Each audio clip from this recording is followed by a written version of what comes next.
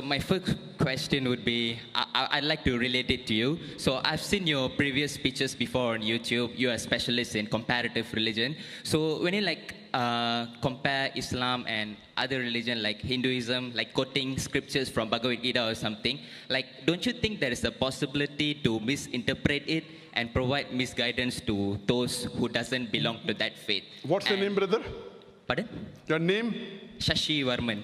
Okay. And Shashi. If it is proven that there is a misinterpretation in your speech, does that mean that you failed to carry out your duty as a Muslim professional? The brother asked a very good question, a very relevant question to the topic. I'd like to thank him. His question is that I am a specialist of comparative religion. I prefer calling myself a student of comparative religion.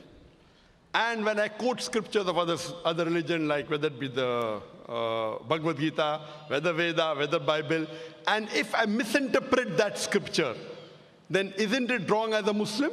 Totally wrong. I agree with you. That's the reason after every lecture of mine, we have question answer session.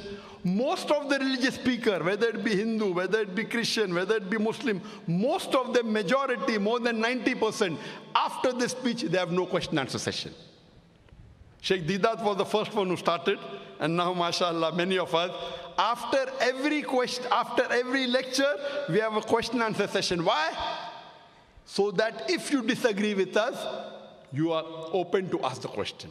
In the question answer time, if any speaker, including myself, if the questioner proves that my interpretation is wrong, if they prove to me, first I will say, I am sorry, I will take it back. If I make a mistake, as a Muslim, compulsory, I would apologize. I would first say, I'm sorry, I misunderstood your scripture. Inshallah, in future, I will not quote it. Never in my life of 25 years of dawah, more than has a single questioner, mashallah, I can make mistakes. I'm a human being. I'm not perfect. No human being is perfect. Not a single questioner ever quoted me anything and proved me wrong. Alhamdulillah. I can be wrong. I can be wrong. Therefore, we say, ask the question. If he poses a question to me, I will counter-quote him and give him the quotation from his scholars. I will quote.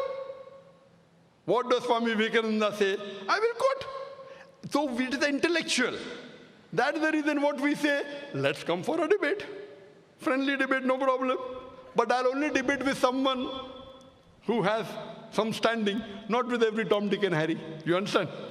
You know, if I can get 1 million people for my talk, largest gathering, even if we get 2%, 20,000, I will debate you. Any Tom, Dick and Harry, I cannot. So what my reason is, if you want to debate me, you should at least be able to gather minimum 20,000 for your speech. If I can get 2 million, you at least get 2%. Okay? If you can get 20,000 for your lecture, I'm willing to debate with you. If you cannot get, you give it to someone who can get. And there are many Hindu speakers in the world. There are many Christian speakers in the world who get 100,000 and more. In India, many people. You know, Shishi Ravi Shankar. He gets audiences of 100,000. I debated with him. And you know the outcome of that. Have you seen that debate? Yeah. What was the outcome? It was... What? It wasn't as I expected. Yeah. Sorry? It wasn't as I expected, yeah. Oh, it wasn't as you expected. Yeah. But did I break any rules of the debate? Pardon? Did I break any rules of the debate? No. Did I not answer all his questions? No. Did he answer my questions? No. No.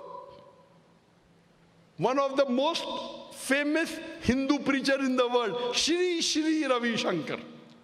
Many people call him God. But sir,